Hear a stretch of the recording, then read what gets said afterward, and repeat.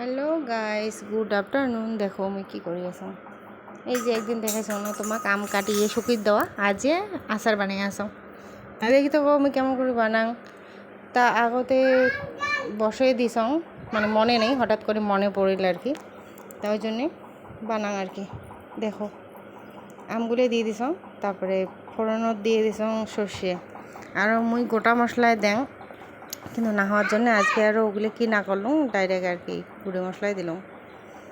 এই যে আগতে বসে টসে দিয়ে তারপরে মরিচের গুঁড়ে, ধনিয়া গুঁড়ে, জিরে গুঁড়ে দিয়ে দিলাম।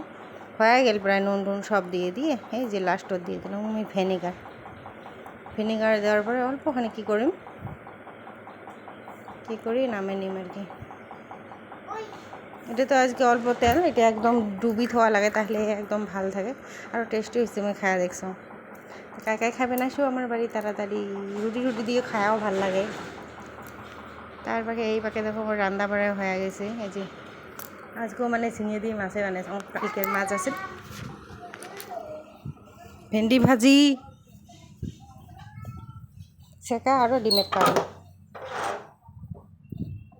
তারপরে এই যে বেটিক খাবার দিছাম, বেটি বাকি কি কবা লাগছে কোক, ওই তো কয় একটা কথা।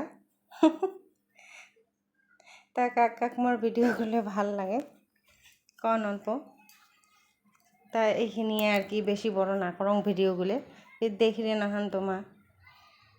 তা হবে, টাটা বাই বাই।